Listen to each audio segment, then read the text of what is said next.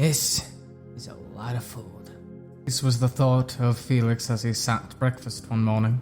A buffet of pancakes, eggs, bacon, sausages, and muffins laid onto the dining table as his sister joined him, eyes wide in wonder, while their father got himself a plate of goodies. Wow, there's so much food here today, exclaimed Vivian. Yeah, what's the occasion exactly? Felix asked, eyeing the bacon as his mother joined the rest of the family. Well, you and your father have been so hard at work the past few weeks. With all the training and the advert work, I wanted to do something for you boys and figured a big meal to start off your day is the least I could do to help. Father and son shared glances, a sinking feeling in their hearts as the mother spoke. Jane doesn't usually make this much unless we have a guest, thought the father.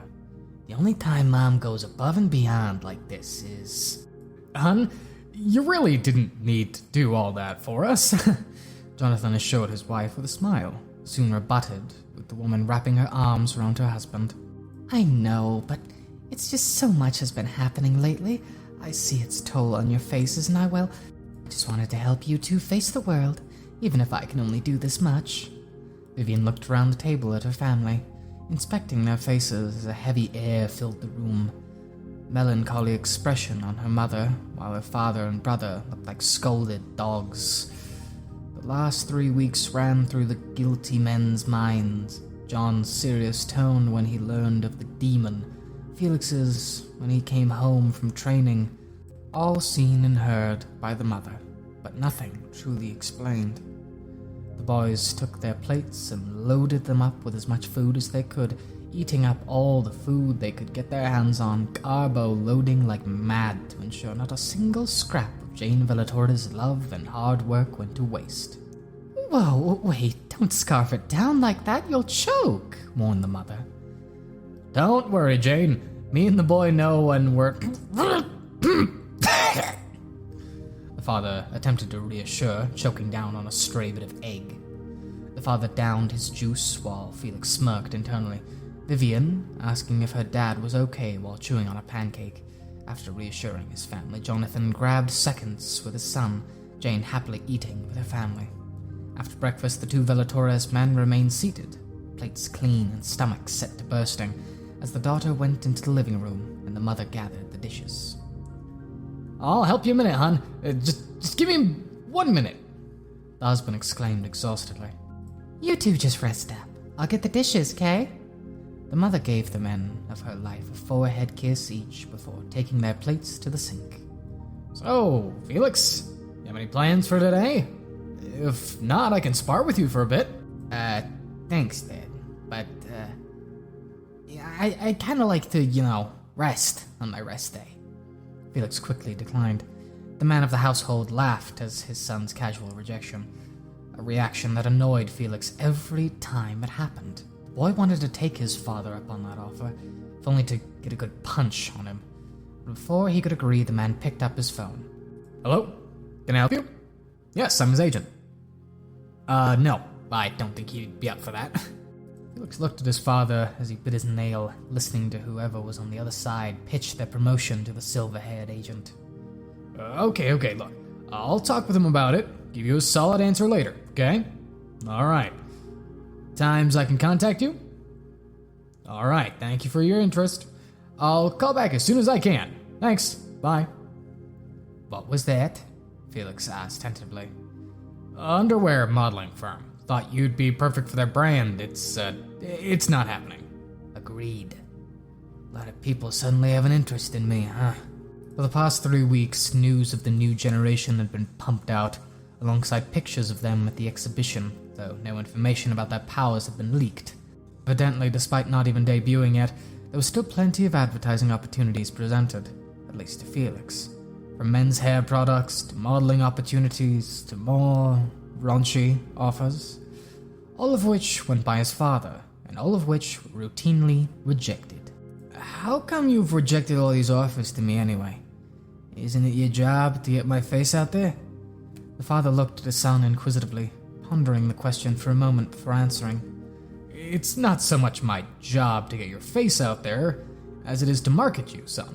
Doing any of the offers you've gotten can put your face out, but it also markets you as cheap, easily bought for anything you can think of. It's not what I want for you. So, what do you want from me? The boy asked. John looked over at his boy, a flood of emotions flashing through the man's face as he studied the boy for any sign of anxiety or distress, a pained smile on his face as he reached over to his son's shoulder. I want a lot of things for you, Felix. In the field I work in, I want you to be respectable. In the world of Archetype Makai, I want you to be the best. But above all else, I want you to be happy, son. Felix returned his father's smile, the old Velatores man joining his wife.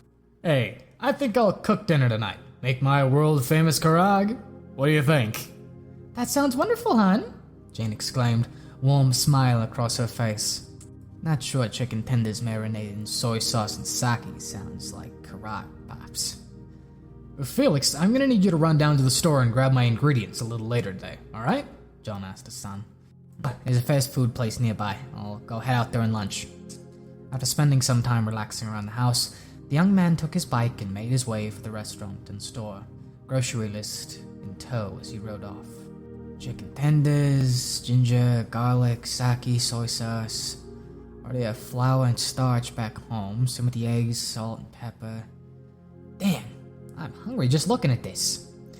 As Felix rode along, his face recognized by the many Archetype Makai fans, he thought back to his training with Goldbug. Great form. Perfect little fire. How's it feel? Goldbug asked. Kinda weighty, like a baseball, I guess. Excellent. It means it's nice and dense, something that'll have an impact. I think you're good to continue. Yeah. What do you want me to do? Felix replied, interrupted by his fire becoming black without warning. And I think that's our cue for a break. Snuff it out. Felix did as he was told and put out the black flame, stretching out his limbs as he took a seat near the ring. Progress had been slow after day one. The nature of the demon became clearer to the two fighters as they trained and experimented. Aside from being the fire element, the demon also showed roots in yin energies, describing it as the energy of patience. Goldbug explained that the energies created an imbalance when separated, and wishing to become whole will steal the opponent's energy from the environment. Shadow arts and the black fire being the result of being formed of pure yin energy. Goldbug wasn't particularly well versed in yin specifically, but did the best he could to aid his student in its use. Namely, keeping him from sinking wherever he attempted to bend the darkness. Without knowing the proper mindset, however, and a coach well experienced in its practice, it came out to a wasted effort, and only became more frustrating when he used it by accident. And outright bizarre when he created a black flame, which they found could be fueled by shadows, after a series of accidental arsons, including but not limited to the dumbbells in their stands, the walls of the gym, Felix's shadow, Goldbug's shadow, and oddly enough, the interior of the unopened soda can he'd picked up and put down, finding out about the fire only after said can had exploded. All of these in tandem made training difficult, and compounded into a regiment where Felix would work on his powers until either the aforementioned bending arts occurred, at which point they would take a break until it had calmed down. Occasionally they would attempt to intentionally invoke the yin energies and try to train with them, but inevitably they would resume normal exercises. Even when it worked, the nature of the yin fire quickly made sparring impractical, as trying to fight in what would eventually be a near-complete darkness was naturally rather daunting for a young man. You know, with all the problems this power comes with, it's hard to believe the information isn't out in the open, Felix spoke. Makes sense. Past few decades, most of its users were found to have worked in the seedier parts of Archetype Makai. Underground fight rings, illegal death matches, compounded with how rare the archetype is. A chance to properly study it hasn't really come about. Groaned Felix in the present. Maybe I should just grab the groceries and get back. Use the rest of my time to look up archetypes, and maybe that'll help my situation. Hey, Felix! A voice rang nearby. Calming to a halt, the young man looked around for the source of the voice, a familiar one at that. I soon coming upon the figures of Remy Jupadet and Jessica Vokrant. He rode over to his friends and rivals, a pleasantly surprised look on his face. "Remy, Jessica, you guys live around here?" asked Felix. "Effectively, my friend," Remy replied, mischievous grin on his face. "I can't speak for Miss Vokrant, but I am originally from El Hexagon. I came here for the exhibition with money my family had lent me and moved into a proper apartment once KAA gave us our sign-up bonus." "Oh yeah, our contracts promised something like that, but I didn't have a bank account yet. They give that to Dad?" Felix thought to himself. "Do you live around here? 4? Jessica asked. Yeah, my family lives a few miles from here. On a grocery run right now, but I was gonna eat before that. If you want, we can hang out." "I'd love to, Felix, but as you can see, me and Miss Vokrant are on a dead pow!" Before the smooth-talking fighter could finish that thought, Jessica quickly jabbed him in the arm, stern look on her face. This idiot saw me and invited me out to eat. Since he still owed me for that slight on my womanly form, I accepted, on the condition he pay for every last thing. I see, Felix stated awkwardly. "You can join if you want, just know I won't be sharing the check," Jessica declared. The 3 young archetypes made their way to their greasy lunch, taking a corner booth by the entrance of a restaurant called Ken's Guile. Trays of food gathered before them. "You know, I forgot you had quite an arm on you," Remy spoke, still rubbing his arm. "Hard to believe, given we fought most of the exhibition," Jessica replied. "Ah, when you admire the beauty of a rose, its thorns are the least of your concerns." The young woman studied Remy's face a moment as he spoke, searching for some form of sarcasm before burying her neck in her hand and turning to her fries, face a slight pink, something that didn't go unnoticed by the demon among them. "Are you blushing? Quiet. Eat your food," Jessica spat, tossing a fry into the young man's face. As they ate, the trio began to discuss what they had been up to for the past 3 weeks. From their coaches, to their personal lives, to their training regimens. "Obstacle courses?" Felix asked, confused. "Yeah, my trainer's a rather odd and unforgiving woman," Remy replied. "Her power lets her manipulate plants, specifically grass, it would seem, which she just loves flinging like knives." "And you get the privilege of dancing through them," Jessica said dryly. "And what exactly is your coach like?" Remy asked. "Can't say." "Can't say? Why not?" The stubbed young man inquired, a bit off guard from the quick answer. "It would give too much away about my powers. Best I can tell you is we've been working on getting comfortable with them." "Oh, come on, what's a few shared secrets among friends? I won't tell if you won't." "Only way 2 people keep a secret is if one of them is dead. Willing to die, 14. "Felix, back me up on this, would you?" Remy asked. The other young man within the trio looked hesitant, not exactly eager to share the details of his archetype to anyone other than his family, and whatever doctor they could find for him. "I'd say Jessica has a point. We're friends, but we're still rivals, too. Don't want to give too much away before meeting the tournament," Felix argued. "Besides, if I told you my power, you might be too afraid to show up." "You're bluffing," Jesse stated bluntly. "Only a little bit," thought Felix.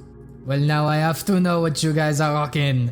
Tournament's not for another month, and here you go. Get me worked up now." Sorry, man." "He'll get over it. Just let him stew," Jessica stated, taking another fry to feast on. Their lunch went on, filling their stomachs with burgers and fries aplenty. Not the ideal meal for any athlete, but one they'd soon find themselves working off. "Phew! It was a pretty good meal," Remy complimented. "It was alright." "Pretty blunt, huh, Jesse?" spoke the blonde boy. "Observant, aren't we, Forlix?" "Forlix?" Remy stifled back a snicker, Jessica's face flushed and looking down at her empty tray as she apologized for her mishmash faux pas of names. "Cute and funny, not a bad combination, Sever."